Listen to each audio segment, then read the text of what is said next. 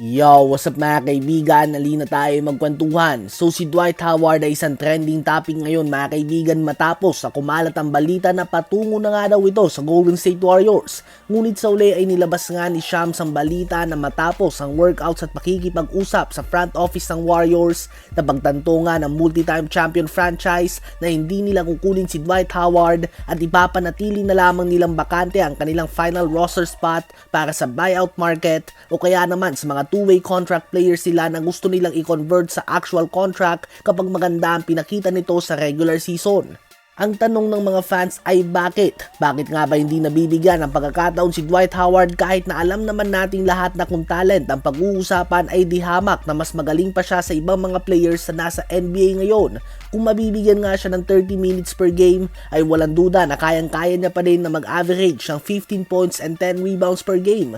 Tiyak nga na makakatulong pa rin nga siya sa rebounding at sa depensa kontra sa mga top players sa liga ngayon na tulad nila Nikola Jokic, Joel Embiid, Anthony Davis, and Giannis Antetokounmpo. Ngunit bakit nga ba walang kumukuha kay Dwight Howard? Ang spekulasyon ng madami ay dahil ito sa kanyang attitude o ugali. Kung maalala nyo nga ang dahilan kung bakit siya umalis sa Lakers noon ay dahil gusto nang maging starter dito at mabigyan ng madaming minuto. Pahayag nga ni Dwight ay ayaw na niyang dumaan sa matinding training at diet para lang maupo sa bench. Hindi nga daw siya hinahayaan ng mga teams sa laruin ang kanyang laro. Well, sa statement na ito ay nakikita na natin ang dahilan kung bakit wala siyang team ngayon. Hindi na nga siya yung star player na nakasanayan natin sa kanya noon mga kaibigan. At kapag hindi ka star player, ikaw ay isang role player na dapat handa kung ano man ang role na ibigay sa iyo ng team. Dito nga nahihirapan si Dwight Howard. Ang tanggapin ng katotohanan na ang mga center na tulad niya ay old school na sa ngayon at kailangan na lamang sa mga specific situations. Dalawang player na tanggap ang katotohanan na ito ay si DeAndre Jordan at JaVale McGee.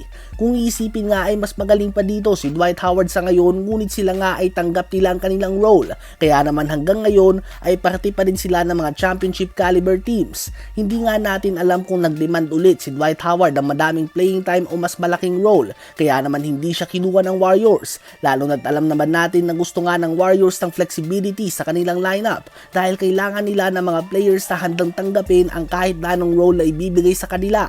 Halimbawa na lamang ang star player mismo ng Warriors sa si Stephen Curry. Depende nga sa kung sino nasa lineup. Minsan ay hinihingi sa kanya ni Steve Kerr na maging playmaker at minsan naman ay kailangan niyang gumawa ng 30 o 40 points. Well, kung kukunin nga nila si Dwight Howard at magdedemand ito ng malaking playing time, may ipit sila sa sitwasyon dahil ang traditional center nga na tulad niya ay walang flexibility sa position. Center lang nga talaga ito at nasa pinta. Hindi nga ito pwedeng gawing stretch big o ipadepensa sa mga wing players.